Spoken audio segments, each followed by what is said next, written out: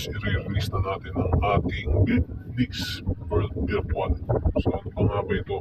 So parang similarity ito ng JD Virtual, no? So ito, para sa sarili natin, may sarili tayong virtual. So ito is gagamitin natin. Itong tutorial na ito is paano mag-update via Nix World Virtual, no? So yan, i-update natin. Pero meron na ako yung mga apps na kailangan. So i-ano ko lang sa inyo, ipapakita ko lang sa inyo kung paano. So una-una, kunwari na-download nyo na ang ating mga kailangan na files. Punta tayo sa C-Archiver. So kunwari sa may download folder o kahit saan, basta kung saan bumagsakin din download nyo, no? So sa akin ito sample for tutorial lang. So yan. So extract na lang yan mga kapatid yan. So example lang to guys ha, example lang. So yan, pag-extract nyo, pipindutin nyo lang naman yan, tapos extract it. So soft touch lang, sa mga nahihirapan magano dyan, soft touch, tapos extract it. So dalawa yan, no? Isa. So ito yung mga kailangan. Yan, yung tatlo. So muna kahit saan dyan, install nyo muna lahat yan. Then, hindi ko na-install yan kasi meron na ako. So ito lang yung mga kailangan nyo, install nyo lang. So virtual backup, Nix World Virtual yan. So install nyo lang yan, pagka-download nyo. So pag nyo, halimbawa tapos na tayo sa ating pag-install ng mga apps, no? So tapos na tayo dyan. So back nyo lang. Then, sunod nyo na may extract is version 26. Extract here. Yan. So, ayan mga ka-hustler, no? So, ito na yung ating version 26 na files. Or kahit anong files, kung version 25 yan, yan na yung lalabas na yan. So, yan. So, mamaya na tayo dyan. So, para ma-activate yung ating Nix World Virtual, punta muna tayo sa Nix World Virtual. So ito yan, no? So ganyan siya. So ganyan yung layout niya, yung font niya. So ganito, no? So wala siyang ano sa dulo, wala kang makikita. Ano, pindutin nyo lang to, yung blanco sa dulo, yan. Yung blanco, no? Diba Nix World Virtual, yung dulo. Yung dulo ng red, pindutin nyo lang yan, lalabas yung settings. And then click nyo lang yan. So yan sa akin naka-on na. Ang i-on nyo dyan, enable expose framework. So yan, naka-check na siya. So module manager. So module manager, pag sa inyo yan, walang nakalagay dyan. So blanco, so add nyo lang siya. So pag add nyo, pindutin nyo yung ADC, tapos checkan nyo lang. So yan, yan na tayo. So babalik tayo dito. So pag bagong install, no, wala pang nakalagay na ganyan. So ito hindi nyo kailangan to kasi Game Guardian ko to, no? Game Guardian. So hindi kasali sa tutorial. So ito, no.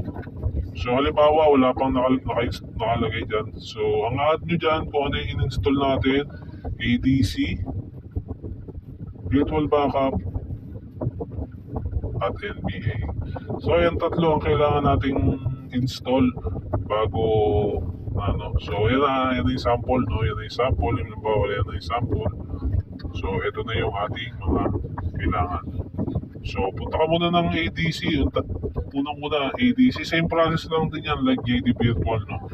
So ito, ganyan lang din, Nix World Official. Kahit hindi na po pala kayo pumunta rito sa settings, Android ID lang, palitan nyo Nix World Official, tapos apply, so pre-boot, tsaka reboot. So ulitin ko, Nix World Official, palitan nyo lang ng ID, wala na kayong ibang babaguhin. Android ID lang, Nix World Official, apply, so pre-boot, tsaka reboot.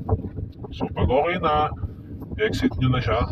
So ayan, halimbawa na okay na, nakasetup na lahat. So ayan.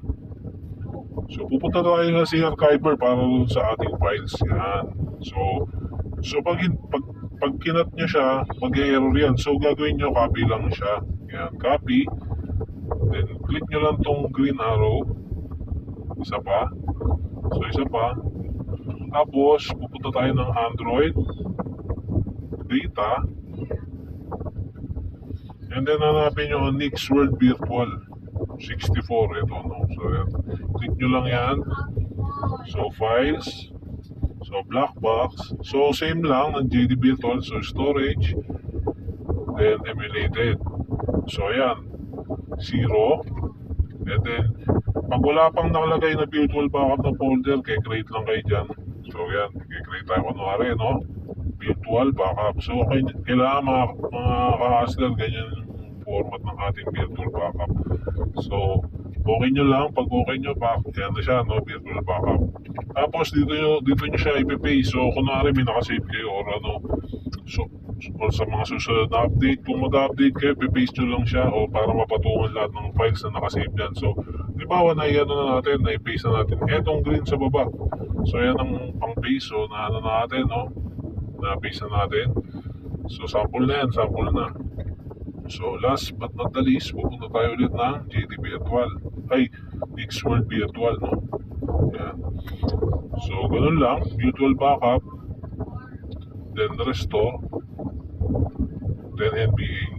So pag click nyo ng restore, click nyo na yung NBA, magsisiro na yan basta tama yung nilagay nyo Android ID. So make sure mga hustler, no, na i-open nyo to. Yan, nasa taas na Nixworld Virtual, yung pinakadulo, no? Settings, pupunta kayo dyan. Make sure na naka-on, tapos naka-add si ADC, then checkan nyo para gumana po ang ating roster. So ganun lang mga kapatid. So hindi na natin pinahaba ang ating video para maintindihan nyo maayos at same lang din siya ng process ng ating JD Virtual, no? So yan po, meron na tayong sarili kahit paano. Para sa mga gustong gumamit pa rin ng JD Virtual, meron din po tayo sa ating channel. At kung gusto nyo naman ng ating Nixworld Virtual, download nyo lang po sa description. So hanggang dito na lamang po at tinatapos na natin ang video ng tutorial kung paano natin i-update ang ating NBA 2K20 to 2K23 gamit ang Nixworld Virtual. So panoorin nyo lang po siya na maintindihan nyo po siya at madali lang po. So hanggang dito na lang mga ka-hustler, maraming salamat po.